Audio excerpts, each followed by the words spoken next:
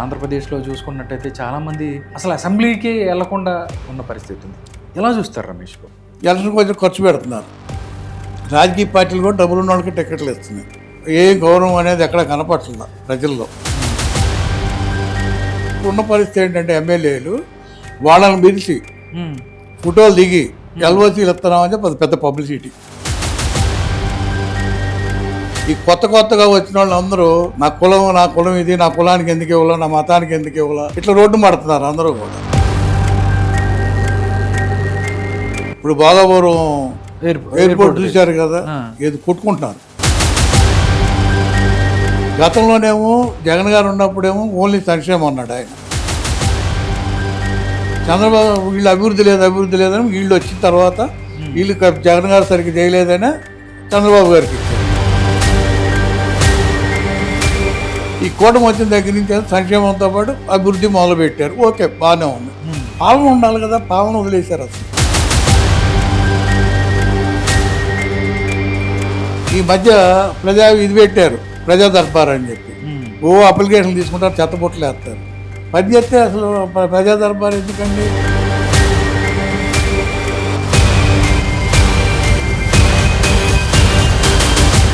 First point అడుగుతున్నారు. అందరికీ నమస్కారం. ప్రస్తుత రాజకీయ అంశాలు అదేవిధంగా సామాజిక అంశాల మీద మనతో పాటు చర్చలో పాల్గొంటున్నారు మైలవరం మాజీ ఎమ్మెల్యే జ్యేష్ఠ రమేష్ బాబు గారు. సార్తో మాట్లాడదాం, మరిన్ని విషయాలు తెలుసుకుందాం. నమస్కారం రమేష్ గారు. నమస్తే. చాలా రోజుల తర్వాత మళ్ళీ మీతో కలవటం చాలా ఆనందంగా ఉంది సార్.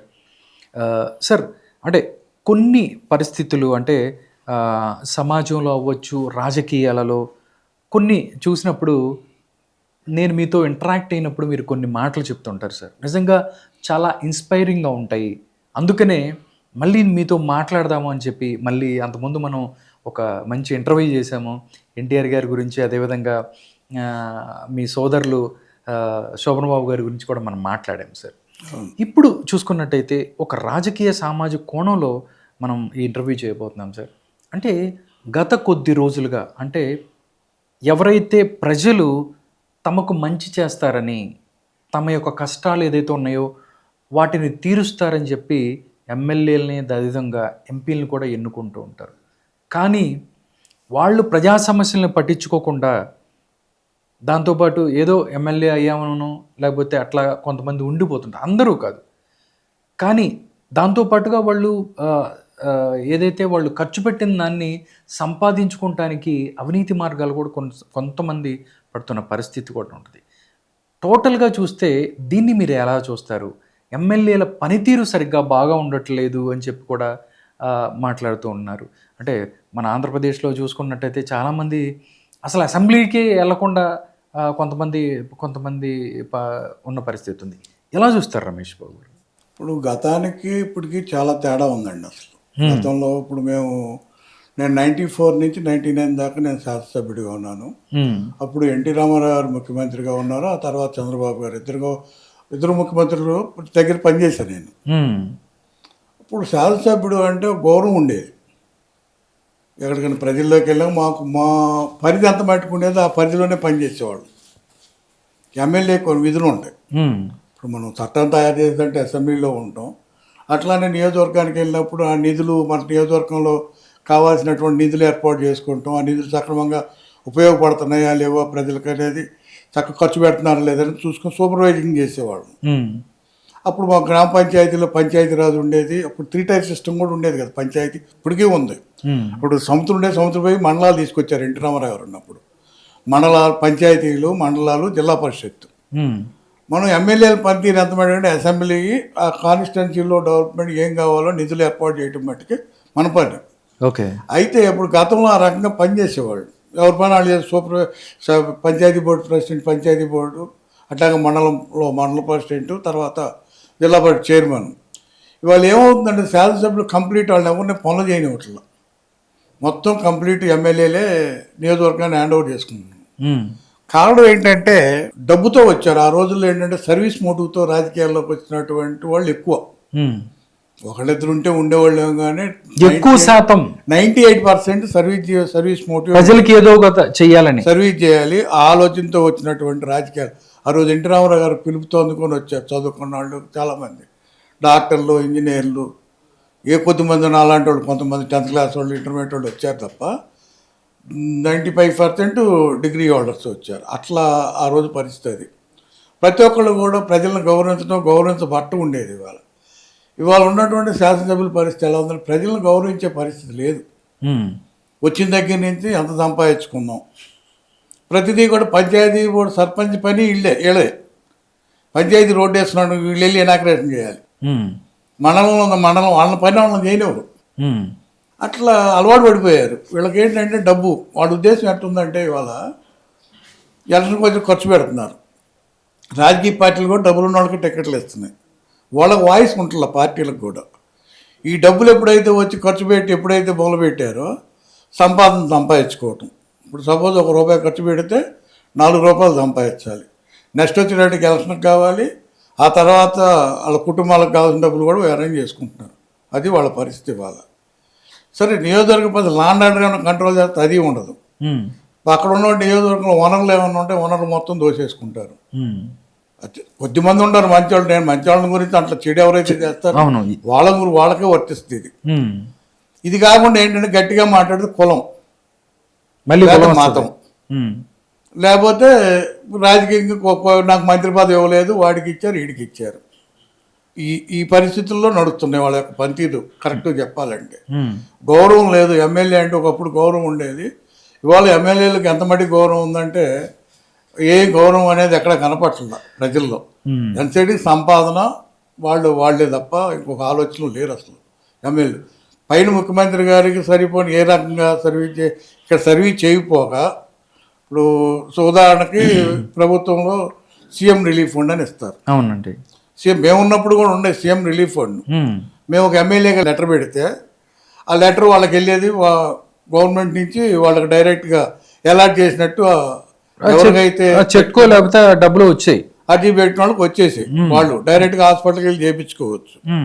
వాళ్ళు మాతో చెప్పాడు మాకు వచ్చినట్టు కూడా వాళ్ళు పంపించండి, మాకు ఒక లెటర్ వచ్చేది అంత మటుకే.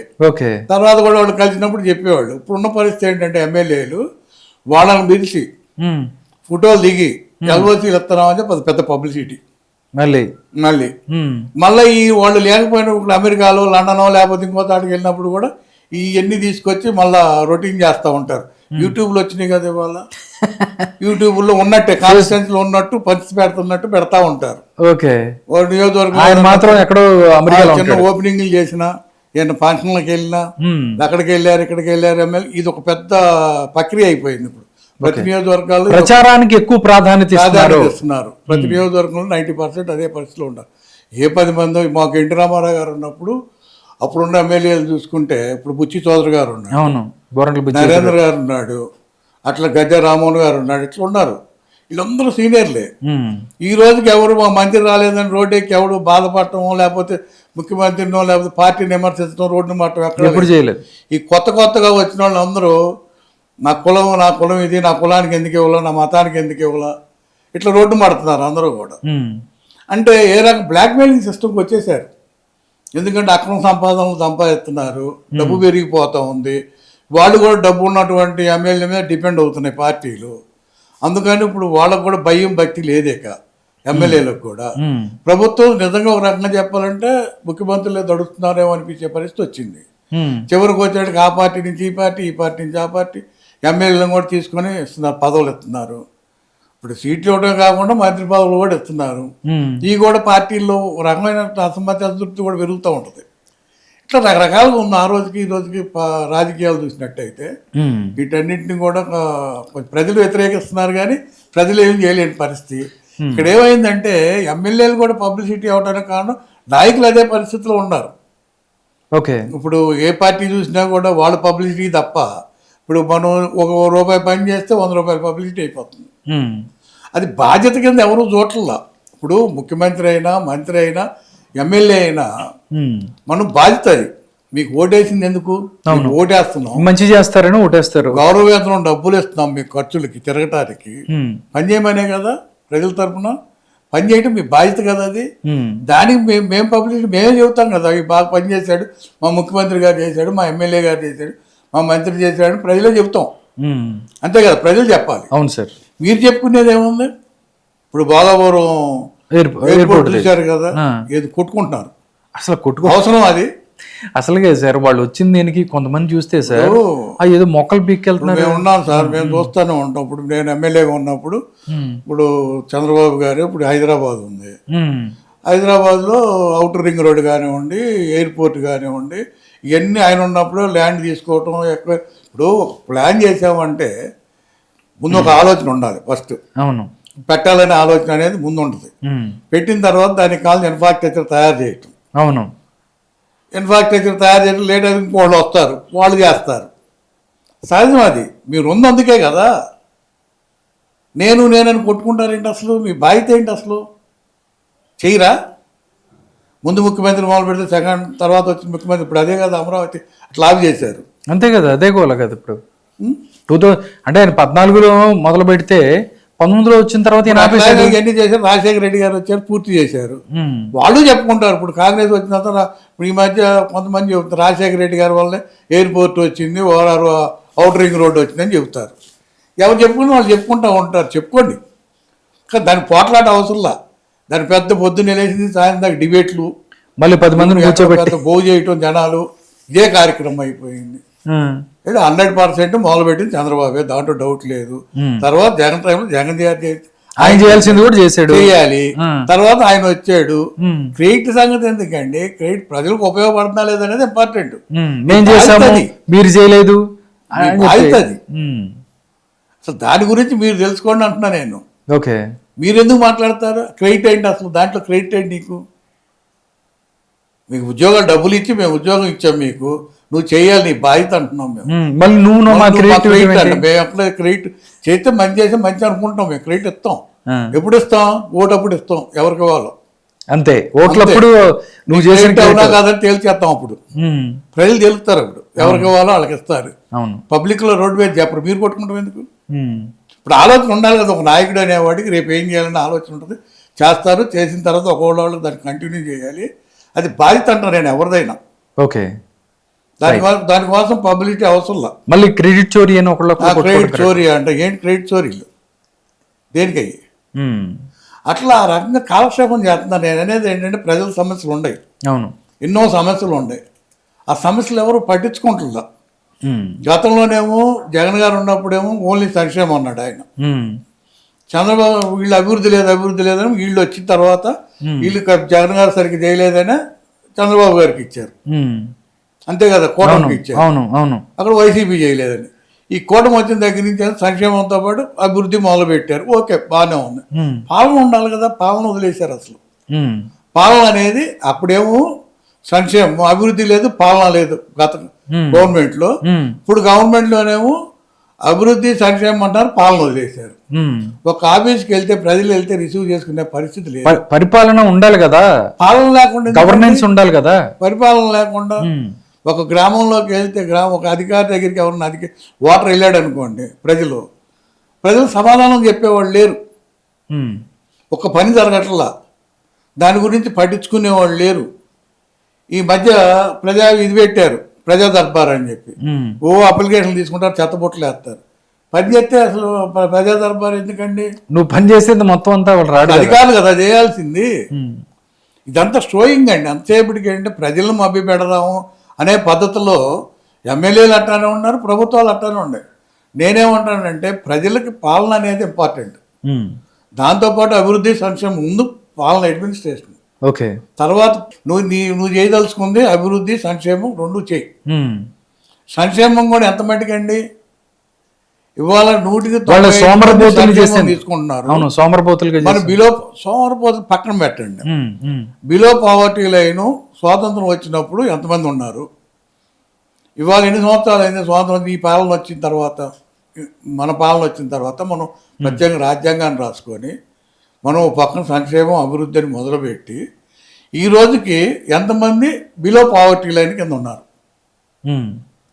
ఇవాళ అమెరికాలో పిల్లలు ఉద్యోగాలు చేసుకుంటున్నా, చదువుకుంటున్నా, 100 కోట్లు ఉన్నా, ఐఏఎస్ ఆఫీసర్ ఉన్నా, ఐపీఎస్ ఆఫీసర్ ఉన్నా కూడా అందరికీ వర్తిస్తాయా రిజర్వేషన్లను ఈ సంక్షేమ కార్యక్రమాలు? వాళ్ళకి పింఛన్లు ఇస్తున్నారు, వాళ్ళకి అన్ని ఇస్తున్నారు, రిజర్వేషన్ ఇస్తున్నారు. ఏంటి ఈ దౌర్భాగ్యం అసలు?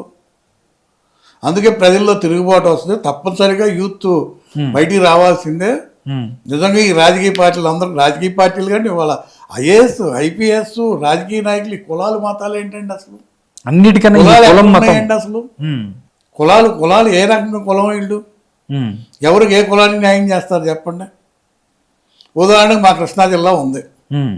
మా కృష్ణా జిల్లాలో నెహ్రూ గారు, వంగవీటి మోహన్ రంగ గారు ఇద్దరు కుటుంబాలకు ఉన్న తగాదా జరిగింది. ఏదో అది మాకు తెలియదు. ఆ తర్వాత చిన్నగా కొంత మటుకే నాకు తెలుసు అనుకోండి. ఈ హత్య రాజకీయాలు స్టార్ట్ అయిన వాళ్ళు చంపుకున్నారు, అంతా జరిగిన తర్వాత రంగా గారిని చంపారు వాళ్ళు, వాళ్ళని చంపారని వీళ్ళు ఇది తీసుకొచ్చి సూది తీసుకొచ్చి దూలానికి గుచ్చినట్టు రాజకీయ పార్టీకి గుచ్చారు. ప్రభుత్వం ఎదుట ఆ ప్రభుత్వానికి గుచ్చుతారు కదా. అవును. ఇది కాంగ్రెస్ పార్టీ వాడుకుంది, అధికారంలోకి వచ్చింది. తర్వాత కాలంలో వచ్చింది కదా.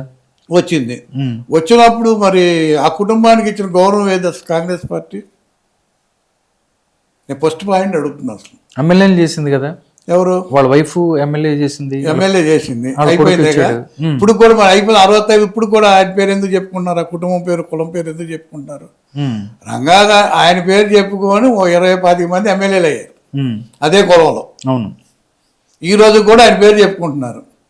ఆయన వెళ్ళి ప్రజారాజ్యం అని చిరంజీవి గారు పార్టీ పెడితే మనోడు అని చెప్పి తీసుకెళ్లారు ఆయన్ని. రాధాని తీసుకెళ్లారు. రాధా ఆ పార్టీలో చేరాడు. ఆయన వెళ్ళి మళ్ళీ అది అయిపోయిన తర్వాత కాంగ్రెస్ పార్టీలోకి వెళ్ళాడు. కాంగ్రెస్ పార్టీలోకి వెళ్ళినప్పుడు మన ఆయనతో పాటు ఈయన తీసుకెళ్ళాలిగా. ఇక అక్కడ వదిలేశారు. ఇతను పని లేదు, ఇతనితో పని లేదు, అక్కడ అయిపోయింది. మళ్ళా కాంగ్రెస్ పార్టీ నుంచి మన తెలుగుదేశం పార్టీలోకి వచ్చాడు. వైసీపీలోకి వచ్చాడు. వైసీపీలోనూ అక్కడ ప్రాధాన్యత ఇవ్వాల. తెలుగుదేశంలో మళ్ళీ తర్వాత తెలుగుదేశంలో చేరాడు. తెలుగుదేశంలో ఇంత మట్టికి ఆయనకి ప్రాధాన్యత ఇవ్వాలి, పదవి కూడా ఇవ్వాలి. కులం అన్నారు కదా. ఆయన పేరు రంగా గారి పేరు వాడుకుంటారు. ప్రతి ఒక్కళ్ళు వెళ్ళి విగ్రహాలు పెడుతున్నారు, వర్ధంతులు జయంతులు చేస్తున్నారు, అన్నీ బాగానే ఉంటాయి. అన్ని రాజకీయ పార్టీలు ఇదే పనిలో ఉన్నారు ఇప్పుడు ఆ పేరు చెప్పుకొని. ఎందుకంటే కుల ఓట్లు వస్తాయని చెప్పి. మరి అదే దేవినేని నెహ్రూ కొడుకున్నాడు, దేవినేని నెహ్రూ గారు అబ్బాయి. అవును. కాంగ్రెస్ పార్టీలో అయితే అతను సీట్ ఇచ్చారు ఎంపీ. అక్కడి నుంచి తెలుగుదేశంలోకి వస్తే తెలుగుదేశంలో స్టేట్ యూత్ ప్రెసిడెంట్ ఇచ్చారు, మళ్ళీ వైసీపీలోకి వస్తే విజయవాడ సీట్ ఇచ్చారు, ప్లస్ వాళ్ళ జిల్లా పార్టీ ప్రెసిడెంట్ ఇచ్చారు. అక్కడ అంత ఇంపార్టెన్స్ ఉంది, ఇక్కడ ఇంపార్టెన్స్ ఎందుకు లేదు? కారణం ఏంటి? మీరు కులం అంటారు, మరి ఇవ్వాలి కదా.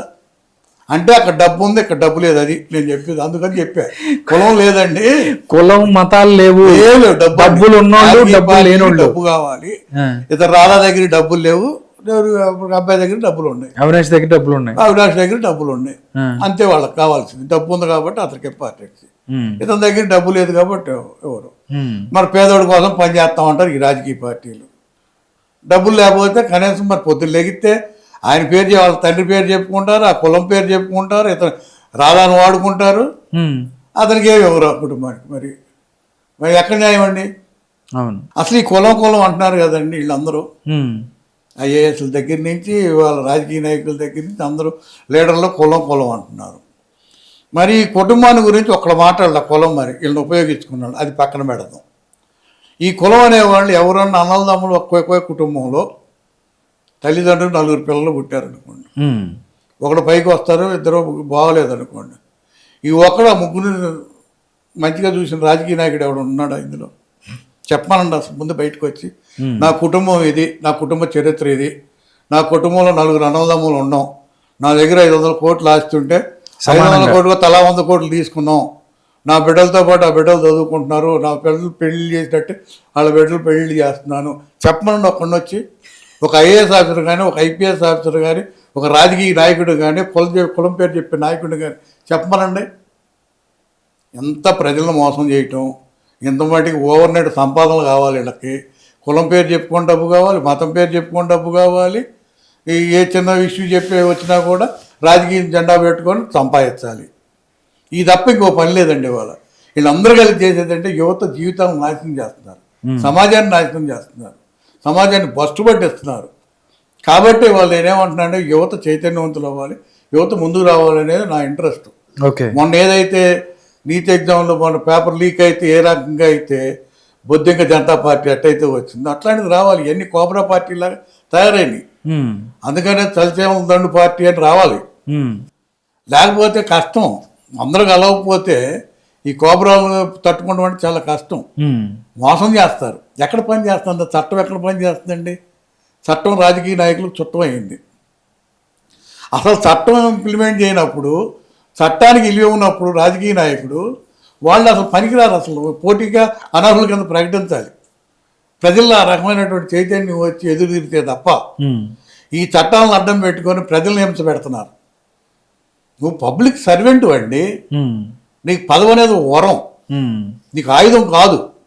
ఆ పవర్ అనేది నువ్వు వరం ద్వారా 10 మందికి ఉపయోగపడు. నువ్వు అధికారం వచ్చిన దగ్గర అధికారాన్ని చూసి భయపెడితే ఎట్టండి? భయపెట్టి లోన్ వేస్తాము, లేకపోతే చంపేస్తాము, లేకపోతే ఏమీ లేకపోతే డ్రగ్స్ కేసులు ఇరికిస్తాం, గంతా నీ కారులో పెట్టి ఇరికిస్తాం. ఏంటి ఈ వ్యవస్థలు ఎట్లా తయారైనాయండి? క్రిమినల్స్ ఇవాళ విధంగా చెప్పాలంటే పోలీస్ వ్యవస్థని క్రిమినల్స్ లాగా తయారైపోయింది. వాళ్ళు క్రిమినల్స్గా తయారవుతున్నారా, రాజకీయ నాయకులు తయారు చేస్తున్నారు అనేది కూడా వాళ్ళకి క్వశ్చన్ మార్క్. అది అవును, వాళ్ళే క్రిమినల్స్లు అయిపోతున్నారు. ఇంక ప్రజలను కాపాడేది ఎవరు? ప్రజల్లో తిరుగుబాటు రావాలనేది ఇమ్మీడియట్గా ప్రజల్లో తిరుగుబాటు రావాలండి. యువతరం అంతా కూడా రోడ్డు ఎక్కాల్సిందే. మొన్న ఎట్లయితే ఢిల్లీలో జరిగింది అక్కడ కూడా ఇవాళ ఆంధ్రప్రదేశ్లో, ఇవాళ ఆంధ్రప్రదేశ్లో మెయిన్ కావాల్సింది అదే. ఈ రాజకీయ పార్టీలకు అప్పుడు కానీ బుద్ధి రాదు. ఓకే సార్, మనం చూసుకున్నట్టయితే ఎవరైతే ప్రభుత్వ అధికారులు అవ్వచ్చు, రాజకీయ నాయకులు అవ్వచ్చు, వ్యవస్థలో అవినీతిమయమయ్యాయి. అవినీతి ఒక రాచపుండ్లాగా ముందుకెళ్తుంది. దీనికి సంబంధించి అసలు ఏం మాట్లాడతారు సార్? మీ అవినీతి మీద మీ అభిప్రాయం ఏంటి? అవినీతి కంచే చేను మేస్తున్నట్టు ప్రభుత్వం ఎవరైతే అధికారులు వాళ్ళే అదే పనిలో ఉన్నారు కదండి. ఎవరు మాట్లాడితే వాళ్ళకే డబ్బులు ఇస్తున్నారు. ముఖ్యంగా చెబుతున్నాను, ఇవాళ మీడియాలతో పెద్ద ప్రాబ్లం వచ్చేసింది. మీడియాని మేనేజ్మెంట్ చేస్తున్నారు. తప్పు అని అనే పరిస్థితి మీడియాలో లేదు. ఈ రోజు మంచి అంటున్నారు, రేపు తప్పు అంటున్నారా? ఎవరైనా ఇప్పుడు నేనేమంటానంటే మీడియా అనేది ఇప్పుడు ఏంటంటే వాళ్ళు సమాజంలో 4 స్తంభాలు ఉన్నాయండి. 1 జ్యుడిషియల్, 2 బ్యూరోక్రసీ, 3 పొలిటికల్, 4 మీడియా. ఈ నాలుగురు కూడా సమంగా పనిచేయాలి. ఎందుకంటే ప్రజల కోసం, ప్రజల్లో ప్రతిబింబంలాగా మీడియా ఎప్పటికప్పుడు జరుగుతుంది, ప్రజలకు తెలియజేస్తూ ఉండాలి. ఈ మీడియా అనేది పూర్తిగా వన్ సైడ్ అయిపోయింది. అంటే ఎవరికి కావాలంటే వాళ్ళు ఒక వాటా వేసుకున్నారు. ఇప్పుడు మీడియా ఉన్నాయనుకోండి, ఇక్కడ ఉన్న రాజకీయ పార్టీలను వాటా వేసుకున్నారు. సొంతంగా ఏది ఇండివిజువల్గా పనిచేయట్లేదు. ఎందుకు పని చేయట్లేదంటే కారణం అదేమంటే మాకు డబ్బులు అవసరం లేదా, మేము అవసరం కాదు అంటారు. ఎవరిని గట్టిగా మాట్లాడితే డబ్బు అవసరం, బతకడానికి డబ్బు అవసరం, కానీ జీవితం అంతా డబ్బు కాదు కదా. ప్రతి ఒక్కళ్ళు అట్లా ఆలోచించుకొని అంతా దోపిడీ చేసేసి బిల్డింగ్ మీద బిల్డింగ్లు కట్టి ఏ ప్రాంతాలన్నీ కట్టుకుంటే ప్రజలు ఏమైపోవాలి? అసలు మిగతా వాళ్ళు ఎట్ట బతకాలి? అసలు రాజకీయ నాయకులకి అదే పని, ఐఏఎస్ ఆఫీసులకి అదే పని, ఐపీఎస్ ఆఫీసులకి అదే పని, మీడియాలకు అదే పని. మరి ఇంకెవరంటే కాపాడి జ్యుడిషియల్ వాళ్ళు కాపాడాలి. జ్యుడిషియల్ కాపాడుతుందంటే వాళ్ళ చట్టాలు ఇంప్లిమెంట్ అయ్యి వాళ్ళు చెప్పింది కూడా ఎవడు వినే పరిస్థితులు లేరు. ఎందుకంటే సార్ జ్యుడిషియల్ మనం అంటున్నాము, ఇప్పుడు అసలు కాక్రోచ్ జనతా పార్టీ పుట్టింది ఆ కామెంట్స్ వల్లే కదా సార్. కామెంట్ వల్లనే. వాళ్ళు కూడా ఏంటంటే అనకూడదు, మనం జ్యుడిషియల్ విమర్శించకూడదు, కానీ యువత అదే చెప్తుంది కదా ఇప్పుడు జరుగుతుంది. ఎందుకంటే మనం గాలి జనార్దన్ యువతని తక్కువ చేసి మాట్లాడటం వల్ల ఇదంతా జరిగింది. కొన్ని విషయాల్లో తప్పులు జరుగుతున్నాయి అనేది, వాళ్ళు కొంతమంది ఇళ్లలో డబ్బులు దొరకటం ఇవన్నీ జరిగినాయి. అంటే అవినీతి అనేది కింద నుంచి పై దాకా అన్ని రంగాల్లోకి వెళ్ళిపోయింది. అంటే మంచి చెడు అన్నింటిలోనే ఉంటుంది. ఇంకా జ్యుడిషియల్లో ఇంకా ఉంది, న్యాయస్థానాల్లో ఇంకా కొంచెం మంచి ఉంది కాబట్టి బతుకున్నాం. అది కూడా పోయింది అనుకోండి, బతకడం చాలా కష్టం. ఎందుకంటే న్యాయాన్ని ఇప్పుడు కాకపోతే ఏంటంటే మేనేజ్మెంట్ అనేది ఎక్కడ చూసినా పనిచేస్తుంది. అసలు మేనేజ్మెంట్ అనే వర్డ్ తీసేస్తే బాగుపడిద్ది అనేది ఉంటుంది. కొన్ని డిక్షనరీ కొన్ని పదాలు తీసేయాలండి. అవి జరిగినప్పుడు కొన్ని ఎప్పుడైతే నేనేది ఏంటంటే మనమే మన పరిపాలన చట్టాలు పెట్టుకున్నాం. ఎవరైతే చట్టాలను కాపాడాలని చట్టాలను ఇంప్లిమెంట్ చేయలేదనుకోండి, వాళ్ళు అనర్హుల కింద ప్రకటించాలి. మనమే చట్టం తయారు చేస్తాం, మళ్ళీ ఆ చట్టాన్ని మనమే వీక్ చేస్తాం. మనం ఎదుటోడికి చట్టం ఉపయోగపడాలి, మనం మాత్రం దాని చట్ట ప్రకారం మనం నడవట్లా. ఇప్పుడు వాళ్ళని అనర్హుల కింద ప్రకటించాలి కదా. అవునండి, అది ఎవరు చేయాలి? కానీ ఎవరు చేయరు, ఇక్కడ ప్రజలు చేయాలి. అవును. అందుకని ప్రజల్లో నేనేమంటానంటే ఎడిదిరిగి వచ్చినా మళ్ళీ అక్కడికి యూత్కి ఆవేశం ఉంటుంది, ఆలోచన ఉంటుంది. దాన్ని సరైన పద్ధతిలో పెట్టాలనేది మన ఆలోచన మీడియాలు కానీ ఇవన్నీ చేయాలి. ఉమ్. మీరు వాస్తవం అనేది ఎప్పుడు కూడా ఎప్పుడైతే మాట్లాడటం మొదలు పెడతారో ఆటోమేటిక్ వాళ్ళని ఎంకరేజ్ చేసినట్టు ఉంది. Okay. వాళ్ళ జీవితాలతో ఆడుకుంటున్నారండి వీళ్ళందరూ కలిపి. ఉమ్. అదే అంటే మాకు పిల్లలు లేరంట, ఉన్నారు, వాళ్ళకి పిల్లలు ఉన్నారు. వాళ్ళ పిల్లలు ఏముంది, బెంచ్ కార్లో తిరుగుతారు, స్పెషల్ ఫ్లైట్లు కొనుక్కుంటారు, తిరుగుతారు. ప్రజలకు ఏం జరుగుతుందో వాళ్ళ పిల్లలకు తెలియదు కదా. అవును. వాళ్ళు చూడండి ఎక్కడికి వేల కోట్లు లక్షల కోట్లు అంటే ఏంటి అసలు డబ్బు ఏంటి? ఎమ్మెల్యేల దగ్గర నుంచి 100 కోట్లు 1000 కోట్లు అంటే ఎక్కడి నుంచి వస్తున్నాయి సార్ వీళ్ళకి డబ్బులు? ఉమ్. 100 కోట్లు. దీని మీద ఎవరు పట్టించుకునే వాళ్ళు లేరా? ఉమ్. ఈ డబ్బు చూపించి ప్రజలను బెదిరిస్తున్నారు. అదేమంటే బెచ్చ వేసినట్టు క్రియేట్ చేస్తారు ఏదో ఒకటి వచ్చి. ఉమ్. ప్రజల దగ్గర రావటం, వాళ్ళ దగ్గరికి అయ్యో మీకు అన్యాయం జరిగిందా, మీకు ఎట్లానా, అయితే ఒక 10 లక్షలు ఇద్దాం 5 లక్షలు ఇద్దామని క్రియేట్ చేయటం. ఉమ్. వాడు 100 కోట్లు 1000 కోట్లు చదివితే 5 లక్షలు 10 లక్షలు ఇస్తే వాడికి ఇస్తే సరిపోతాయి కదా. పేపర్లో ఫోటోలు వేయించుకుంటారు, అవసరమైతే 10 మందితో కూర్చో భోంచేస్తారు, సగపంచి భోజనం అంటారు. వాళ్ళకి ఏదో ఒకటి చిల్లర ఇట్లా తెలుపుతారు, అదో క్రెడిట్ అంటారు, అదే వీడియోలో తిప్పుతూ ఉంటారు, రీల్స్ తిప్పుతూ ఉంటారు, ఉమ్. అది క్రెడిట్ అనమాట. ఇది పెద్ద మోసం జరుగుతుంది ఇవాళ. ఓకే. వీటన్నిటిని కూడా అరికట్టాలనేది మెయిన్ ఉద్దేశం. అది దానికి మీడియా సపోర్ట్ చేయాలి, దాన్ని నిష్పక్షపాతంగా వాళ్ళు చెప్పాలి, సపోర్ట్ చేయాలనేది. యువత ఎప్పుడైతే ముందుకు వస్తే వాళ్ళని బుధాలు వేసుకోవాలి అందరూ.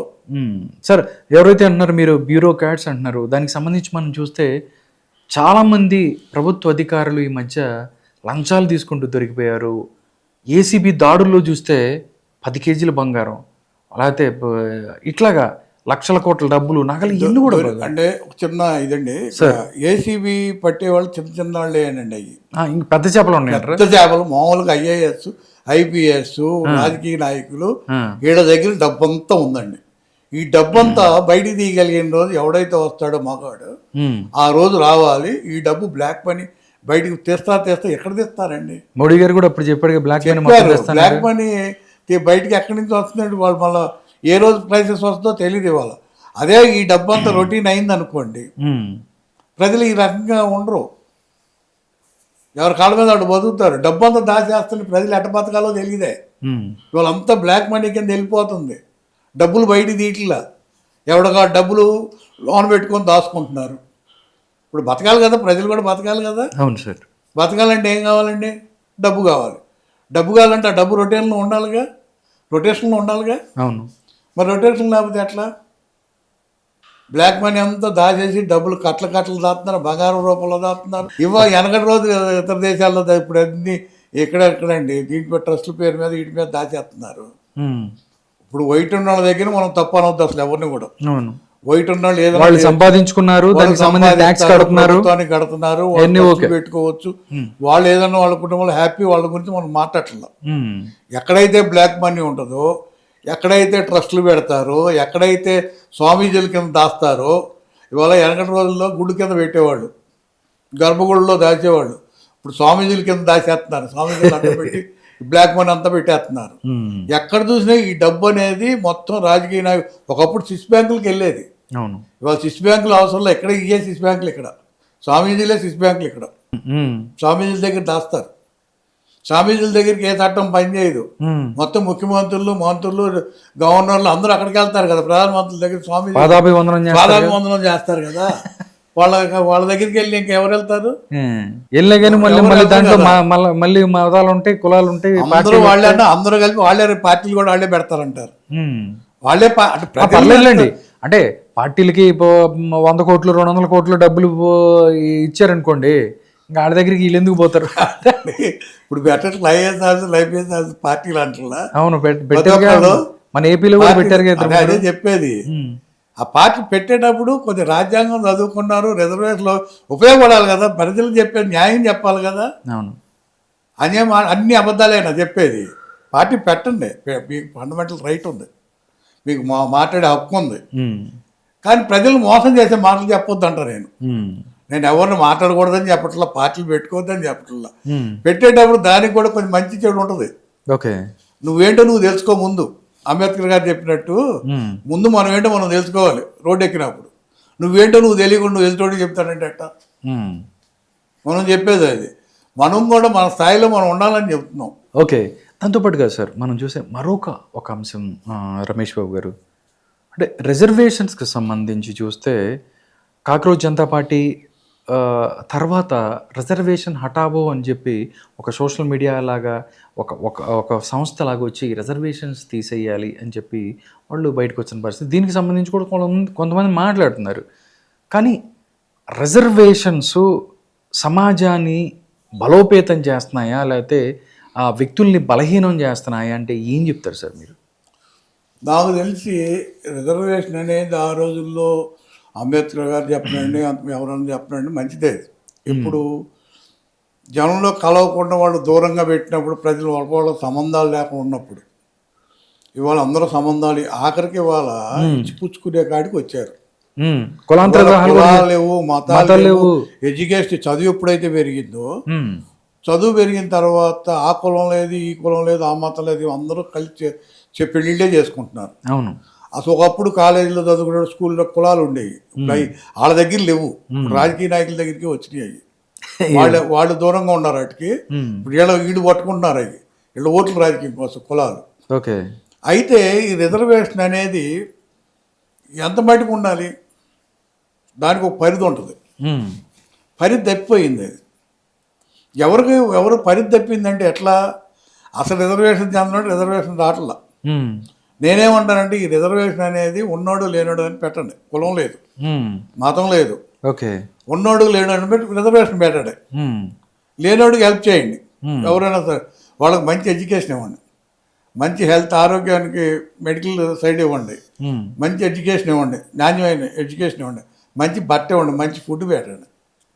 వాళ్ళు చదివించండి, వాళ్ళ సమాజంలో పరిగెత్తించండి, పోటీతత్వాన్ని పెంచండి. వాళ్ళు కూడా పెరుగుతారు.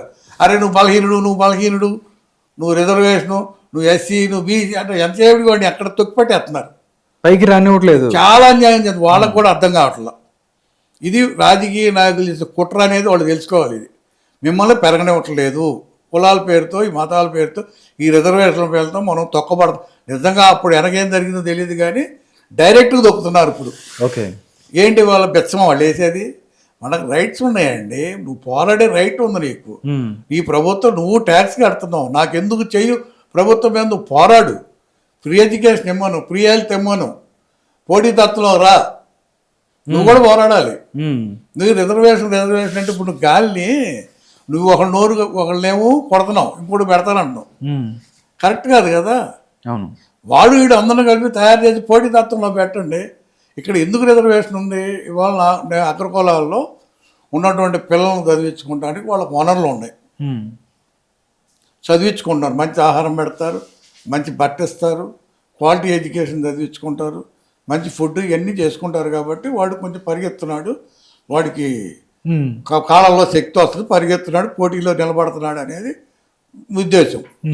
సేమ్ అదే టైంలో వాళ్ళని కూడా తయారు చేయాలంట ప్రభుత్వం. అవును. ఉన్నోడి తయారు చేయడం నువ్వెందుకు తయారు చేయవు? ఒకటి చేయి, అట్లా చేయకపోక ఎంత నాశనం చేస్తున్నారంటే వీళ్ళు. ఇవాళ ఎడ్యుకేషన్ కూడా హై స్కూల్లో మంచి ఫ్యాకల్టీ పెట్టండి. ఓకే. ఇప్పుడు ఆంధ్రప్రదేశ్లోకి వచ్చినట్టు ఫ్యాకల్టీ స్కూలు టీచర్స్ని BA BEd MA BEd NT Rama Rao గారు ఉన్నప్పుడు స్టార్ట్ అయినాయి. ఓకే. ఎన్టీ రామారావు గారు పోస్ట్ స్టార్ట్ చేసింది. టీచర్స్ BE BEd వాళ్ళని, MA BEd వాళ్ళని అందరినీ స్కూల్స్, ఎలిమెంటరీ స్కూల్ దగ్గర నుంచి స్టార్ట్ చేస్తారు. ఇప్పుడు దాకా జరుగుతున్నది, కంటిన్యూ అవుతుంది. కొన్ని ప్రభుత్వాలు ఉన్నప్పుడు కొంతమందిని జాబులు ఇవ్వకుండా ఖాళీగా ఉండటం. ఇప్పుడు ఎడ్యుకేషన్ పెరగాలంటే అక్కడ ఫుల్గా ఉండాలి. ముందు స్కూల్స్ అనేది, స్కూల్ బిల్డింగ్లు, దానికి కావాల్సిన ఇన్ఫ్రాస్ట్రక్చర్ తయారు చేయటం, మంచి ఫ్యాకల్టీ ఇవ్వటం, వాళ్ళు కరెక్ట్గా చెబుతున్నారా లేదనేది సూపర్వైజింగ్ చేసుకుంటాం ప్రభుత్వ బాధ్యత. ఇది చేయకుండా ప్రైవేట్ స్కూల్స్ పెంచుతారు. ప్రైవేట్ స్కూల్ వాళ్ళే రాజకీయాల్లోకి వస్తున్నారు. వాళ్ళే ప్రైవేట్ రాకపోతే ప్రైవేట్ పార్టీలు ఇలా సంతాలు ఇస్తారు, వాళ్ళే పోటీలు చేస్తారు. ఇవన్నీ చేస్తా ఇప్పుడు ఏం చేస్తున్నారు? అంతకుముందే అమ్మఒడి అన్నారు, ఇప్పుడు అమ్మ దీవెన అంటున్నారు. పిల్లలకు అన్నప్పుడు పిల్లలను చదివించుకున్న తెలియదండి తల్లిదండ్రులకి. అప్పుడు అమ్మఒడి అన్నారు, ఇప్పుడు తల్లి దీవెన పిల్లల్ని తల్లి దీవెన పిల్లలను చదివించుకున్న తల్లిదండ్రులు తెలియదా? బాధ్యత లేదా? లేనప్పుడు వాళ్ళకి ఫ్రీ ఎడ్యుకేషన్ ఇవ్వండి. తల్లికి వందనం, తల్లికి వందనం అంటారు. ఇప్పుడు వాళ్ళకి ఫ్రీ బట్టలు ఇస్తున్నావు, ఆ, మధ్యాహ్నం పూట భోజనం పెడుతున్నావు, పెడుతున్నారు. బుక్స్ ఇస్తున్నావు, ఉమ్, బట్టలు బెల్ట్తో సహా ఇస్తున్నావు, ఉమ్, బ్యాగ్తో సహా ఇస్తున్నావు. ఇన్ని ఇచ్చేటప్పుడు మళ్ళీ 13,000 ఎందుకు ఇవ్వాలండి? ఉమ్, ఎంత అన్యాయం అండి ఇది. ఇవ్వవు బాగా మళ్ళీ ఆయన ఒకడికి ఇచ్చాడు కానీ ఎంతమంది ఉంటే అంతమందికి ఇస్తారని ఈయన మొదలు పెట్టడం. ఇదైన తర్వాత ప్రైవేట్ స్కూల్లో చదివేవాళ్ళు ప్రైవేట్ స్కూల్లో బుక్స్ ఎవరు, ఆ, అవును, డ్రెస్ ఎవరు, ఏమి వీడు సొంతంగా కుట్టించుకోవాల్సింది. వీడి సొంతం కోసం ఇక్కడ 10 రూపాయలు అయితే అక్కడ 20 రూపాయలు తీసుకుని వాడే మళ్ళీ కుట్టిస్తాడు. కంపెనీ నుంచి బట్టలు తీసుకొని ఉమ్, వాడికి 10 రూపాయలకి వచ్చేదాన్ని 5 రూపాయలు వేసి కుట్టించి వీళ్ళకి బట్టలు అమ్ముతాడు. మళ్ళీ బుక్స్ అయ్యి ఉమ్, బయట కొనుక్కునే 10 రూపాయల పుస్తకాలు అక్కడ 20 రూపాయలు అవుతాయి అవును, ప్రైవేట్ స్కూల్లో ఇచ్చేవాడు. ఇట్లా వాళ్ళు మళ్ళీ వాళ్ళకి కూడా డబ్బులు ఇస్తాడంట. మరి అంత అన్యాయం అండి. ప్రైవేట్ స్కూల్లో చదువుకునే వాడికి డబ్బులు ఎందుకండి? డబ్బులు ఎందుకు అసలు? వాళ్ళు ఆర్థికంగా బలంగా ఉంటారు కదా. అంటే అంటే కొంతమంది అందరూ అట్లా లేరు. ఆర్థికంగా ఉన్నారు సార్, అందరూ అని కాదు. అసలు ఎందుకు అసలు ఎందుకు ఇవ్వాలి? ఇవ్వాలి? ఇంకో నేనేమంటానంటే అదేదో మెడికల్ సైడ్ ఇవ్వండి, ఉమ్, ఫ్రీగా ఉచిత ఫ్రీగా చదివించండి. వాళ్ళకి 30-20% 30% ఫ్రీగా చదివించాలని పెట్టండి. ఉమ్, మీరు ఎన్ని ఇచ్చినప్పుడు ఆ స్కూల్ ప్రైవేట్ స్కూల్స్లో అవి పెట్టరు. ఉమ్, మళ్ళీ ఆడు చందాలు ఇవ్వాలి వీళ్ళకి. ఉమ్, వేల కోట్లు విద్యా సంస్థలు ఉంటే వేల కోట్లు ఉన్నాయండి. బ్లాక్ మనీ అంతా విద్యా ఉండయి. వాళ్ళ దగ్గరే ఉంది కదా ఇప్పుడు. ఒకప్పుడు మనకి గ్రామాల్లో మేము చదువుకున్నప్పుడు స్కూల్లో నుంచి వెళ్ళేటప్పుడు ఊరు బయట సార్ ఈ గొడ్లు చచ్చిపోతే రాబోదులు అని ఉండేవి, తిప్పు తినేవి. అవును, చచ్చిపోయిన శవాలు, చచ్చిపోయిన గొడ్లు. అవును సార్. ఇప్పుడు అవి అంత నుంచి పోయినాయి. ఇప్పుడు ఎక్కడ కనపట్లేదు. అవునండి. ఇప్పుడు అవి ఇట్లా వచ్చినాయి రాజకీయ నాయకుల పేరుతో, బ్యూరోక్రసీ పేరుతో, డాక్టర్ల పేరుతో, ఇట్లా ఎడ్యుకేషన్ పేరుతో పేదవాళ్ళని పీక్కు తింటారు. పేదవాళ్ళ జనాన్ని పేదవాడు కాదు జనాన్ని అందరిని పిక్కు తింటారు. ఏంటి ఈ పరిస్థితి? ఏంటి అసలు? ఎక్కడికి వెళ్తున్నాం మనం? అదేమండి మనమోడోళ్ళు మన పిచ్చోళ్ళ కింద కడతారు. నీకు ఎందుకు అంటారు, పిచ్చోడు అంటారు. నువ్వెందుకు మాట్లాడతావు, నువ్వు ఇస్తున్నావు అంటారు. ఎవరు లేరా అంటారు. నీకేం సంబంధం కూడా అంటారు. అంటారు ఏదైనా అంటారు. అంటే ఏంటంటే ఈ డబ్బును తట్టుకోలేని భయం. నేనేమంటానంటే ఎంత కూడా ఇప్పుడు మనం ఏం చేస్తాం, గాలిని బంధిస్తాం. అలా ఇది ఎవరి వల్ల? ఎవరి వల్ల కాదు కదా. బంధిస్తామా? ఒకవేళ బంధించావు అదే ఆగిద్దా? ఇప్పుడు బంతిని నొక్కి పెడితే ఆగుతుందండి? అవును. ఇది అంతే. ఎంత టైం వస్తుంది అంతే. నేను అదే చెబుతా. తిరుగుబాటు వస్తుంది, త్వరలో వస్తుంది. మనం దానికి ఉదాహరణకు మన ఢిల్లీ అది ఢిల్లీ నుంచి ఆదర్శం తీసుకుంటారు ఇక ప్రతి చోట కూడా. అవును. ఒక పక్కన మనం తమిళనాడు చూసాం. 2 రాజకీయ పార్టీలు అవినీతితో మునిగిపోయి ఉండే. అక్కడ డిఎంకే అన్నా డిఎంకే 60-70 సంవత్సరాల నుంచి ఉండయి. వాళ్ళిద్దరు తప్ప మూడో ఉంటే రానివ్వరు. ఏమైంది అసలు ఈ నియోజకవర్గాల్లో ఎక్కడ తిరగని కూడా తిరగల. అసలు వెళ్ళలేదు. ఏ నియోజకవర్గాల్లో అసలు ఒక సీట్ కూడా లేదు ఇప్పుడుకి. 7 పార్లమెంట్ నియోజకవర్గాల్లో అయినా అతను గెలిచాడు. దీని మీద కూడా మా ప్రజలు కూడా ఏంటంటే ప్రజలు కూడా వచ్చారు. సరే విజయం తీసుకొచ్చారు, బాగానే ఉంది. అతను వచ్చిన దగ్గర నుంచి అవినీతి మీద కొన్ని కార్యక్రమాలు మంచిగా చేస్తున్నాడు, మంచిగా ఉందని చెబుతున్నాను. నేను తమిళనాడు వెళ్ళినప్పుడు చెబుతున్నాను. కానీ గవర్నమెంట్ నిలవనిస్తారని అడిగారు మీరు అక్కడ? మేము చెన్నై వెళ్ళారు కదా. చెన్నై వెళ్ళాము. వెళ్ళినప్పుడు అడిగితే చూడాలండి అన్నాను. చూడటం కాదు, మీరందరూ ఏం చేస్తారు, ప్రజల్లో తిరుగు అట్లాంటి సపోర్ట్ చేయాలయా. అది ఆ ఎన్నికల ముందు వాగ్దానాలు చేశాడండి, అవన్నీ ఇంప్లిమెంట్ చేయకపోతే ఇబ్బంది పడాల్సి వస్తుందండి అన్నారు. అవునా? ఎన్నికల ముందు చేశాడు. గతంలో ప్రభుత్వాలు వచ్చినాయి, అందరూ చేశారా ఇంప్లిమెంట్? మేనిఫెస్టో ఒక్కడ పని చేయడు. ఇప్పుడు ఏం చేయాలంటే ప్రజలే మనం కోర్టులకి వెళ్ళాలి. ప్రజలే కోర్టులకి వెళ్ళి ఈ సబ్సిడీలు రద్దు చేపిస్తే అప్పుడు బాగుపడేది ప్రభుత్వాలు. ఇప్పుడు ఎందుకంటే జెన్యూన్ క్యాండిడేట్లకి ఇవ్వండి, నిజమైనటువంటి వాళ్ళు అర్హులైన వాళ్ళకి ఇచ్చినందువల్ల తప్పులేదు. 195 మంది ఏంటండి వైట్ కార్లు ఏంటి, బియ్యం ఇస్తున్నారండి. బియ్యం మొత్తం స్మగ్లింగ్ వీళ్ళు అమ్ముకుంటున్నారు రాజకీయ నాయకులు. కాదండి, మొత్తం తీసుకెళ్ళి కాకినాడ పోర్ట్ నుంచి వేరేది ఎక్కడికో ఏమైంది దొంగన్నారు, ఏమైంది అది అసలు దాని మీద పట్టుకోలేదు కదా. వాళ్ళ డబ్బులు చేతులు మారి అక్కడ ఏమంటారు 400 కోట్లు ఖర్చు పెట్టి ఉంటారు. ఒకళ్ళు మాట్లాడలే వాళ్ళ. ఎందుకు మాట్లాడతారు? అదే నేను చెప్పేది. రేషన్ బియ్యం అంతా ఓడల్లో వెళ్ళిపోతుంటే పక్క దేశాలకి ఏమైంది? ఎందుకు మాట్లాడరు? ఏం జరుగుతుంది అక్కడ? పట్టుకున్న మాట నిజమే, దొరికిన మాట వాస్తవమే. అక్కడ దొరికింది, బందర్లో ఒక ఎమ్మెల్యే గారి దాంట్లో గోడౌన్లో దొరికినాయి. ఏమైంది వాళ్ళకి ఏమైనా సెక్షన్లు ఉన్నాయా, కేసులు ఉన్నాయా, ఏం జరుగుతుంది? వాళ్ళే రోడ్డు వచ్చి తిడుతున్నారు మళ్ళీ. చూసాను అవును. ఇప్పుడు వాళ్ళే మళ్ళీ రోడ్డు ఎక్కి మాట్లాడుతున్నారు గట్టిగా. ఏంటి ఏం చేస్తారు మీరు, మీరు దొంగలు అన్నట్టు వాళ్ళే దొంగలు ప్రభుత్వాలను అంటున్నారు. అంటే ఏ పరిస్థితుల్లో మనం ఉన్నాం అనేది ఒకసారి ఆలోచించండి. అవును. ఇవాళ రోడ్డు ఎక్కి దొంగ అంటే మీరు పట్టించుకోకుండా మన పరిస్థితి ఏంటి, ప్రజల పరిస్థితి ఏంటి? అవును. దాంతోపాటు చాలా అధ్వానంగా ఉందండి పరిస్థితి. దాంతోపాటు ప్రజల్లో కూడా రమేష్ గారు ఒక వర్గాల్లో కూడా అంటే ఈ రిజర్వేషన్ అనేది మేము 90 మార్కులు వచ్చినా 100కి 90 మార్కులు వచ్చినా మాకు సీటు ఉండదు, 35 మార్కులు వస్తే కొంతమందికి మీరు సీట్లు ఇస్తారు, వాళ్ళు డాక్టర్లు గాను లేకపోతే దాంతోపాటు ఇంజనీర్లుగా ఉంటే వ్యవస్థ బాగుపడతా అని చెప్పి కూడా ఒక ఉంది. అది నిజంగా ఎందుకంటే ప్రజల్లో ఉన్నమాట వాస్తవం. దాంట్లో ఏంటంటే బతకడానికి ఉద్యోగాలు కొంతమందికి కొన్ని ఇవ్వచ్చు కానివ్వండి, ప్రజల్లో ఉపయోగపడేవి ప్రజలకి మీద ప్రాణాలు తీసే ఉద్యోగాలు ఎవరికి ఇవ్వకూడదండి. ఇప్పుడు అడ్మినిస్ట్రేషన్లో బాధ్యులు కరెక్ట్గా చేయలేని వాడికి ఇవ్వటం, ఏ కులమైనా ఇవ్వటం తప్పేది. అగ్ర కులం ఇప్పుడు మనకి రిజర్వేషన్ ఒకటి, డొనేషన్ చదువులు ఒకటి. ఇప్పుడు రిజర్వేషన్లు ఏమో పేదవాడికి అంటున్నారు, డబ్బులు ఉన్న వాళ్ళకేమో వాళ్ళకే రిజర్వేషన్లు ఉన్నాయిగా, వీళ్ళకి రిజర్వేషన్ అంటారు, డబ్బే రిజర్వేషన్ వాళ్ళకి. డొనేషన్ కట్టి వాడు ఒక డాక్టర్ చదువుతాడండి, వాడు డొనేషన్ కట్టి వాడు సబ్జెక్ట్ వాడు ఇది రోగం కనిపెట్టగల డాక్టర్లు ఎంతమంది ఉన్నారండి డొనేషన్. అవును. ఇప్పుడు రిజర్వేషన్ మీద మనం 35 మార్కులు వచ్చింది ఒక డాక్టర్ చదివితే, మనం డాక్టర్ ఉద్యోగం వస్తే అతనితో పేషెంట్ ఆ ఇంట్లో వాళ్ళే బయటికి వెళ్ళి చేయించుకుంటారండి, వేరే డాక్టర్ దగ్గరికి వెళ్ళి మనం ఈ డాక్టర్ దగ్గరికి వెళ్ళాలని కొంచెం చేస్తున్నారు కొంతమంది. ఓకే. అది అన్నప్పుడు మరి ఇది కూడా ఇక్కడ అంతేగా. అవును సార్. ఇక్కడ కూడా డబ్బులు కట్టి అది ఎంత తప్పు, ఇది కూడా అంతే తప్పు కదా. రాంగ్ అంటే తెలియాలి కదా వాడికి. అవును, వాడికి ఏం తెలుసుకోలేకపోతే వాడు ఏం చెప్తాడు మనకి. ఇంకా నయం సార్, విదేశాలు వెళ్ళి చైనా వెళ్ళి అక్కడికి వెళ్ళి చేయించుకొని వస్తున్నారు ఈ మధ్యకాలంలో. అవును, లోపల చాలా అన్యాయం అండి. నేను అనేది ఏంటంటే మెరిట్ ఉన్నాడు, కొద్దిగా కాన్సన్ట్రేషన్ చేసేవాడు, రోగాన్ని కనిపెట్టేవాడు డాక్టర్. ఇవాళ ఏదో ఒకటి ముందిస్తే యాంటీబయాటిక్ వాడి ఇష్టమైన 500 mg 1000 mg వాడేసి తగ్గితే తగ్గుతుంది, పోతే పోతాడు అనుకునే డాక్టర్లు ఎక్కువయ్యారు. విపరీతమైన ఈ జెనెటిక్ ఫుడ్ వచ్చింది, పిచ్చి ఫుడ్లు అనేది అంటున్నారు. ఎక్కడ హాస్పిటల్లో చూసినా ఈ జనం విపరీతంగా ఇసుకైతే రాసులా. బ్రాందీ షాపుల దగ్గర, హాస్పిటల్లో జనం కిటకిటలాడుతూ ఉంటారు. హోటల్స్ దగ్గర 3, రెస్టారెంట్ల దగ్గర ఈ 3 దగ్గర ఎక్కడ జనం కనపట్ల. మీరు సాయంత్రం పరిగెత్తా ఉంటారు హోటల్స్కి, పొద్దున్నే లేసి హాస్పిటల్కి.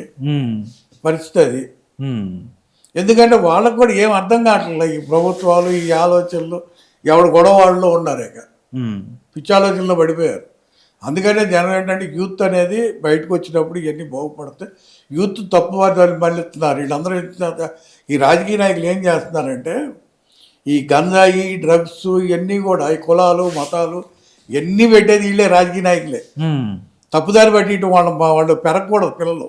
వాళ్ళకి ఆలోచన పెరిగింది అనుకోండి ఇళ్ళకే రివర్స్ వస్తారు. కాబట్టి వాళ్ళు ఎప్పుడు అలాగే ఉండాలి, ఎప్పుడు అట్టానే ఉండాలి. ఒక పక్కన అది రిజర్వేషన్ అనే వీళ్ళని దొక్కి పెట్టాలి, వీళ్ళని అందరూ తిరిగి చివరికి వచ్చినట్టుగా అంతా ఏంటంటే డబ్బులు ఉన్నవాళ్ళు డబ్బులు రాజకీయం చేసుకుంటారు అంతే. డబ్బే ఇక్కడ శాస్త్రం ఏంటంటే చివరికి వచ్చినట్టుకి అల్టిమేట్ డబ్బు. ఆ డబ్బు సంపాదన, డబ్బులు కాపాడుకోవడానికి ఏదైనా చేస్తారు. ఇక అది రాజకీయాలైనా కానీ అంతేగా, రాజకీయాలు చేస్తారు, హత్యలు చేస్తారు, ఇక మోసాలు చేస్తారు, ఏదైనా అటు బతకాలి కదా, మరి దాన్ని కాపాడుకోవాలి. ఇప్పుడు కార్యక్రమాలు ఏ పార్టీ అయినా రాజకీయ డబ్బు డబ్బు డబ్బు డబ్బు. రైట్ రమేష్ గారు, చివరిగా సార్ మా బెస్ట్ టీవీ ప్రేక్షకులకి ఏం చెప్తారు? అంటే సమాజంలో ఒక్కోసారి మంచి జరుగుతుంది, ఒక్కోసారి చెడు జరిగే అవకాశం కూడా ఉంటుంది. ప్రభుత్వాలు అవ్వచ్చు, లేకపోతే ఇతరుల వల్ల కానీ. వాళ్ళు ప్రజలు ఏ విధంగా అవేర్నెస్గా ఉండాలంటే ఏం చెప్తారు సార్? వాస్తవం అనేదండి బయటికి రావాలి. ఇది వాస్తవం, ఇది అవాస్తవం అనేది చెప్పగలిగే పరిస్థితి ప్రజల్లో రావాలి. అది ఎవరైనా అవ్వచ్చు, మనకి ఇష్టమైన పార్టీ అవ్వచ్చు, ఇష్టమైన నాయకుడు అవ్వచ్చు. మన ఇంట్లో కూడా తప్పు చేసినప్పుడు తప్పుని ఖండించగలిగినప్పుడు మన దగ్గర నుంచే మొదలవ్వాలి, మన దగ్గర నుంచి స్టార్ట్ అవ్వాలి.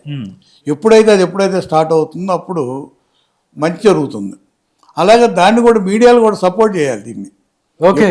ఇప్పుడు మీడియా అనేది కూడా ఏంటంటే ఎప్పుడైతే ఇది న్యాయం ఇది అన్యాయం అని చెప్పగలిగే వాళ్ళు ఎవరైతే ఉంటారో వాళ్ళు సపోర్ట్ చేసి మీడియా ప్రజల్లో తీసుకెళ్ళాలి.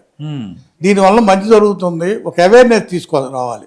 మీడియా కూడా ఏం చేయాలంటే ఇదిగో మంచి చేసినందువల్ల ఆ మనిషికి ఉన్న వాల్యూస్ ఇవి, చెడు చేసినందువల్ల ఇది చెడు, దీనివల్ల ఈ కుటుంబాలు ఏ రకంగా నష్టపడుతున్నాయి, ఆ కుటుంబంలో ఆ వ్యక్తి చేసిన తప్పు వలన కుటుంబం వాళ్ళ తరతరాలుగా ఇబ్బంది పడుతున్నారు, మంచి జరిగిన వల్ల తరతరాలు ఈ కుటుంబాలు బాగున్నాయి అనేది కూడా మీరు ఇలాంటివి కూడా ప్రజల్లో తీసుకురావాలి.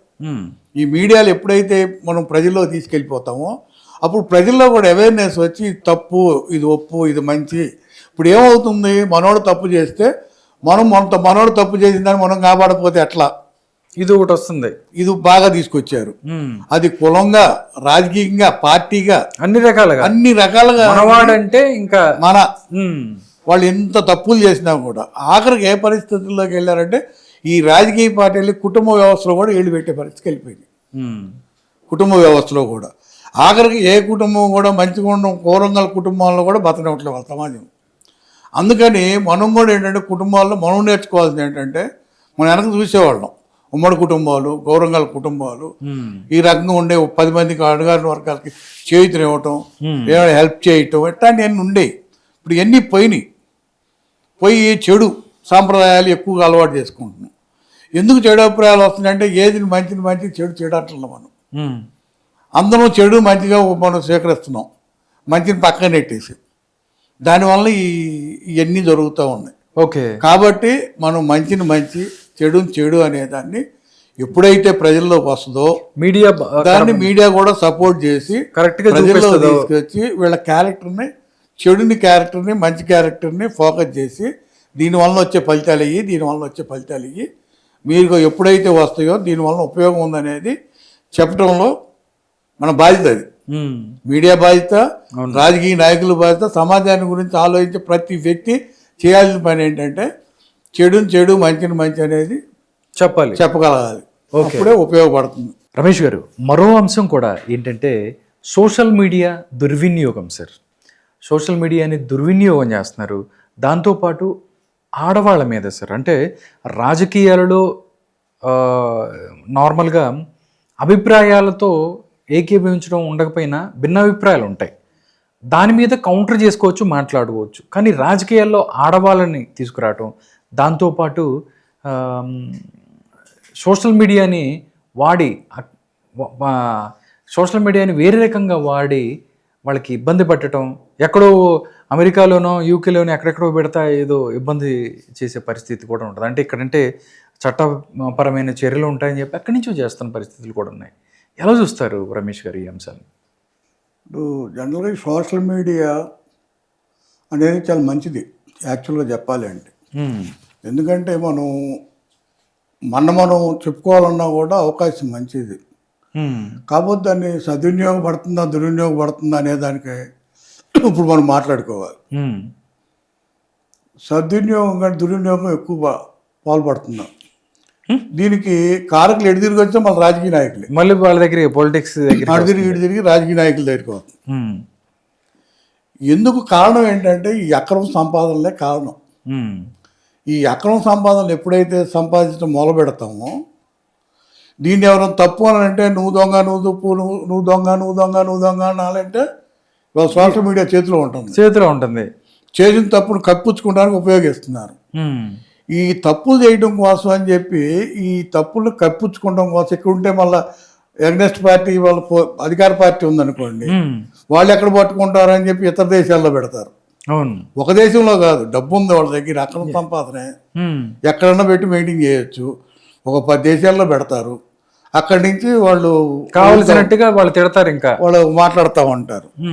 అది మంచిగా చెడు అనేది లేదు అసలు. అది వాళ్ళ అక్రమంగా వాళ్ళు ఏ రకంగా వల్కర్ లాంగ్వేజ్ మాట్లాడటం కూడా సభ్యతా సంస్కారం లేనటువంటి మాటలు మాట్లాడుతూ ఉంటారు. ఆఖరి మహిళల మీద కూడా ఈ రకమైనటువంటి సంస్కారం ఇవాళ సోషల్ మీడియా ద్వారా రాజకీయ నాయకులు చేస్తున్నటువంటి పరిస్థితి వాళ్ళది. ఎందుకంటే కారణం ఏంటంటే వీళ్ళు అక్రమ సంపాదనలు ఆఖరి వాళ్ళకే వర్తిస్తున్నాయి. అవును, అది అర్థం కావట్లేదు వాళ్ళకి. వాళ్ళ భార్య పిల్లల్ని తిట్టే పరిస్థితికి వచ్చేసారు. అవును, కానీ మన హిందూ సాంప్రదాయ ప్రకారం మన స్త్రీని చాలా గౌరవిస్తాం. అవును. స్త్రీ ఎవరు? మన తల్లి స్త్రీ, అవును. మన భార్య స్త్రీ, మన అక్క స్త్రీ, మన బిడ్డ స్త్రీ, అందరూ స్త్రీలే. మన బిడ్డ ఎంతో, మన భార్య ఎంతో, మన అక్క ఎంతో, మన అమ్మ ఎంతో, ఎదుటివాళ్ళమ్మ కూడా అంతే కదా. ఇది గౌరవించడం అనేది ఈ రాజకీయ నాయకుల్లో పోయింది. వాళ్ళు ఎంతసేపుడికి అక్రమ సంపాదనలు తప్ప భార్య అయినా పిల్లలైనా ఎవరైనా తాకట్టు పెట్టే పరిస్థితికి వచ్చేసారు వాళ్ళు. మన తిడుతున్నారే తప్పు అని చెప్పి అనే పరిస్థితి ఎక్కడ ఖండించే పరిస్థితి లేదు అసలు. ఇవాళ వాళ్ళు చేసినటువంటి అక్రమాలను దాచుకుంటానికి తప్ప సోషల్ మీడియా ఉపయోగపడుతుంది. అదేమంటే డెమోక్రసీ, వాక్ స్వాతంత్రం ఉంది, మనం ఏదైనా మాట్లాడచ్చు, ఏదైనా చేయొచ్చు. దానికి కూడా ఒక లిమిట్ ఉంటుంది.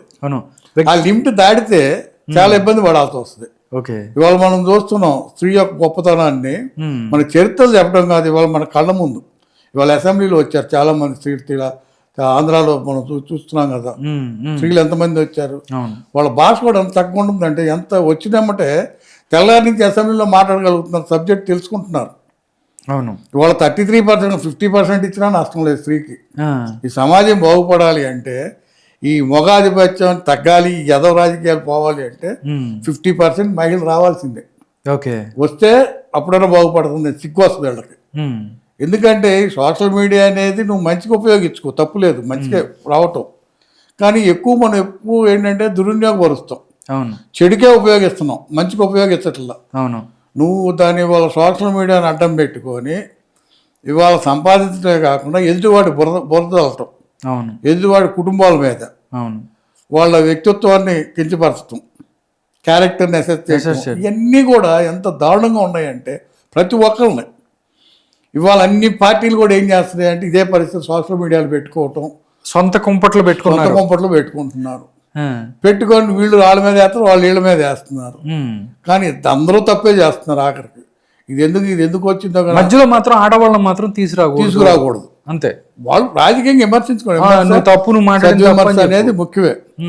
ఈ విమర్శ అనేది ఏమైందంటే తప్పుదారి పట్టింది, గౌరవంగా లేదు. ఇవాళ విమర్శించుకోవచ్చు. రాజకీయం ఎప్పుడు ఏంటంటే అధికార పార్టీ ప్రతిపక్షంలో ఉన్నప్పుడు అధికార పార్టీ తప్పు చేస్తుంటే అసలు కాదు ఇలా అని చెప్పి ప్రతిపక్షం చెప్పాలి. ప్రతిపక్షం చెప్పే దాంట్లో మంచి ఉన్నప్పుడు అధికార పార్టీ కూడా తీసుకోవాలి. తప్పు జరిగినప్పుడు దాన్ని సరి చేసుకోవాల్సిన బాధ్యత అధికార పార్టీ కూడా. వీళ్ళిద్దరూ కలిసి ప్రజల కోసం చేయాలి. వీళ్ళ కోసం కాదు కదా. అవును సార్. ఇప్పుడు మీ ఇద్దరు కొట్టుకుంటే ప్రజలు తప్పుదారి పట్టిద్దామని చూస్తే ఎంతవరకు కరెక్ట్? తప్పు. వాళ్ళు ఇద్దరూ సంపాదించుకుంటున్నారు. సంపాదించుకునే వాళ్ళు ఎవరు ఉన్నారా? ఇంత డబ్బు సంపాదిస్తున్నారంటే ఎట సంపాదిస్తున్నారు? అధికార పార్టీ ప్రతిపక్ష పార్టీకి తెలియకుండా జరుగుతున్నాయా?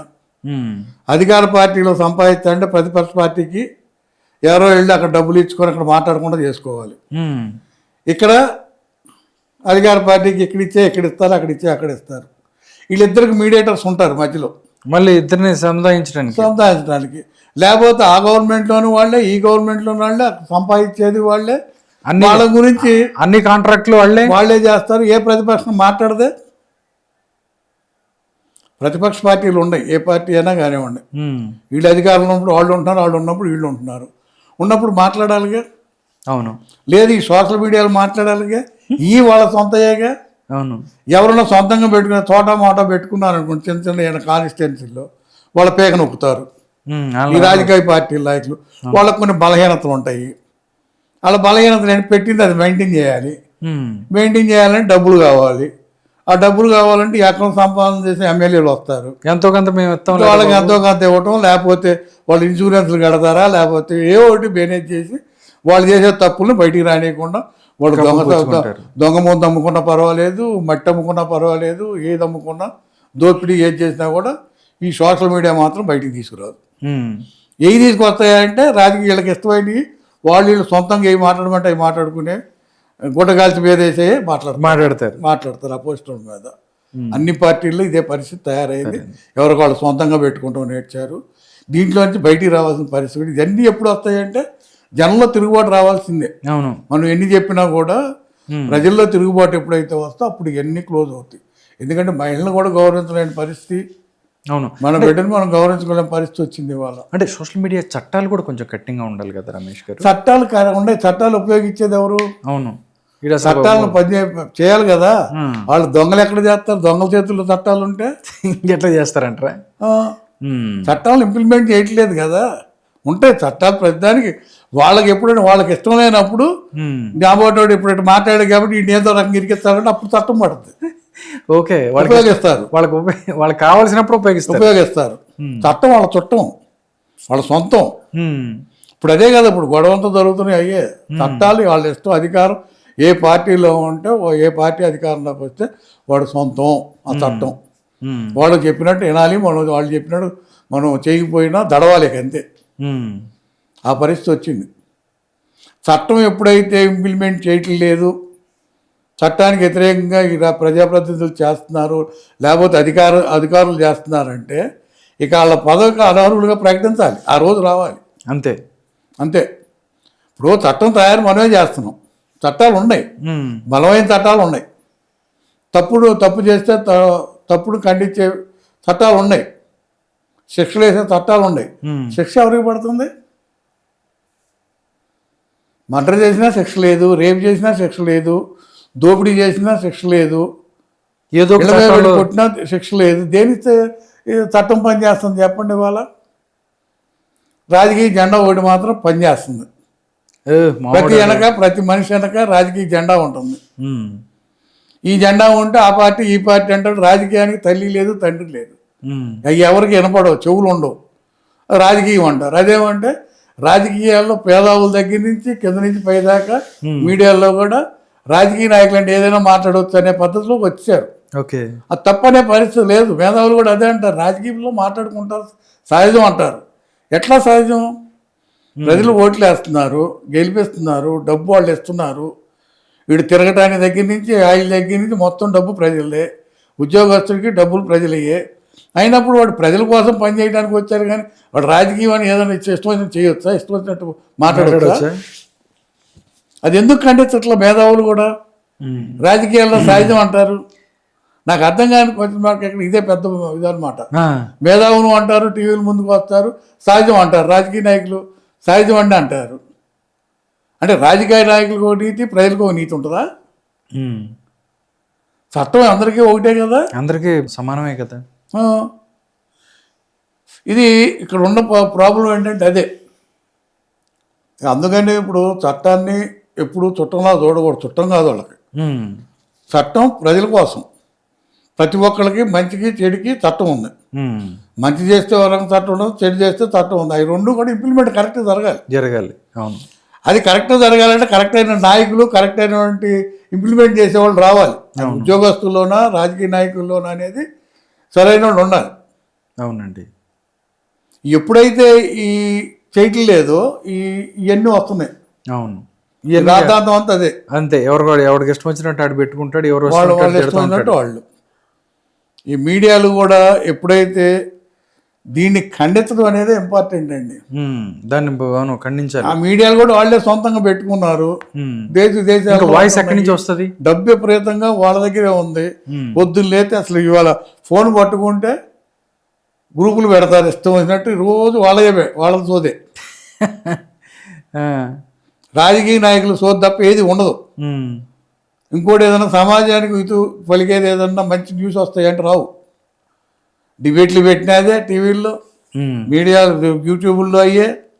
లేకపోతే వాడు నడిచాడు, కూర్చున్నాడు, పడుకున్నాడు, ఇవి చూపిస్తారు. ఇక ఎమ్మెల్యే గారు, మంత్రి గారు, లేకపోతే ముఖ్యమంత్రి, లేకపోతే ఇదని, లేకపోతే వాళ్ళు అది అన్నారు, వీళ్ళు ఇది అన్నారు. ఇవన్నీ సమాజానికి వెనుకొచ్చాయి. అవసరం ఆ సమాజానికి. మంచి చేసేది ఏమంటే మంచి అనేది తీసుకురావాలి. అదొకటి. మైండ్ అనేది మాత్రం చాలా ఇవాళ గౌరవించకపోవడం అనేది కూడా చాలా తప్పండి. మీడియాల ముందు అవి ఖండించాలి, ఎవరినన్నా కానివ్వండి. అలాగే మైండ్లు కూడా ఏంటంటే కొంతమంది ఇప్పుడు కొన్ని చూస్తున్నాం మనం టీవీల్లో, వాళ్ళు కూడా ఏంటంటే గౌరవంగా ఉండటానికి ఎవరన్నా తప్పు చేసినా కూడా దాన్ని వాళ్ళు ఖండించే పద్ధతిలో ఉండాలి తప్ప వాళ్ళలాగా వీళ్ళు కూడా మాట్లాడకూడదు. ఎందుకంటే ఆ మైండ్లు కూడా గౌరవంగా ఉండాలి. మేము కూడా కోరుకునేది అది. ఎందుకంటే మైండ్ అనేది చాలా, ఇవాళ నేను అసెంబ్లీలో చూస్తూ ఉంటే చాలా చక్కగా మాట్లాడుతున్నారు సబ్జెక్ట్ అది. అందరూ కూడా భవిష్యత్తులో ఇంక రావాలి పార్లమెంట్లో కానీ అన్ని పార్టీల నుంచి కూడా రావాలి. ప్రభుత్వం 33% కాదు 50% చేయాలి. అప్పుడు బాగుపడుతుంది సమాజం. సమానం ఉండి అవి చేయరు. ఈ కులాలు మతాలు చేయమనండి, అవి చేయమనండి. ఆడ మగ, ఉన్నాడు లేనాడు చేయమనండి. ఎవరికి ఇచ్చే ప్రాతినిధ్యం వాళ్ళకి ఇమ్మనండి, అవి చేయరు. మళ్ళీ కులాలు వస్తే అన్నీ వస్తాయి. కులం, డబ్బు ఉన్నోడు డబ్బు లేనోడు బతకాలి, మగోడి కింద ఆడది బతకాలి, ఉన్నోడి కింద లేనోడు బతకాలి, ఇది తప్ప ఇంకోటి లేదు కదా ఇవాళ. అవును. అధికారం ఉన్నాడు, అధికారం లేనాడు, ఈ చూపించి ఈ నడవటం తప్ప మంచి ఎక్కడ ఉందండి? మంచి చెడు అవి చూపించరు, మంచి చెడు ఇది మంచి చెడు అని చెప్తే బాగానే ఉండదు. అవి చేయి రెట్టండి ఉన్న పరిస్థితి అయితే ఇది. అది ఇవాళ మెయిన్ మీడియా అనేది బాగా బాగుపడాలి, జాగ్రత్తగా ఉండాలి, చాలా ఖండించాల్సిన అవసరం అయితే ఇంపార్టెంట్ అది మీడియా. ఎందుకంటే ప్రజలకి, ఇటు ప్రభుత్వాలకి మంచికి చెడుకి ప్రతిబింబం అది. అవును. ప్రజలు తెలియజేయాలి, అవేర్నెస్ తీసుకురావాలి. అవును, వాళ్ళు ప్రజలు అవేర్నెస్ తీసుకురావాలి, అప్పుడే సమాజానికి ఉపయోగం. ఆ మీడియా యొక్క ఉద్దేశం అప్పుడు బయటకు వస్తుంది. అవును, మీడియా ఆలోచన అనేది బయటకు రావాలి, అట్లా అవును, సమాజానికి ఉపయోగపడేటట్టు వాళ్ళ ఆలోచనలు ఉండాలి. అది కూడా నడిపేది ప్రజలే, మనుషులే. ఆ మనుషుల ఆలోచన కూడా కరెక్ట్గా ఉండాలి. ఆ మీడియా నడిపేవాళ్ళు వాళ్ళకు కూడా స్వార్థం ఉంటుంది, బతకడానికి డబ్బు అవసరం, దాన్ని బతికించడానికి డబ్బు అవసరం, అంత మట్టుకుంటే పర్వాలేదు. అన్ని విలువలు నమ్మేసుకోకూడదు కదా. విలువలు లేకుండా అడ్డగోలుగా సంపాదిస్తే, అడ్డగోలుగా బ్లాక్ మెయిలింగ్ చేస్తే మీడియాని అడ్డం పెట్టుకొని అవి కూడా సమాజానికి నష్టమే కదా. అందుకే రాజకీయ నాయకులు ఆడుకుంటున్నారు. అవునండి. అదే మీడియా పర్ఫెక్ట్గా ఉంటే ఈ పరిస్థితి లేదు కదా. అవునండి. Okay, thank you so much Ramesh గారు. ఎందుకంటే ప్రస్తుత రాజకీయ అంశాలు, అదేవిధంగా సామాజిక అంశాల మీద మీ యొక్క ఏదైతే రెస్పాన్స్ని తెలియజేశారు. నమస్కారం సార్. మన బాధ్యత అండి అది. అందరికి నమస్కారం.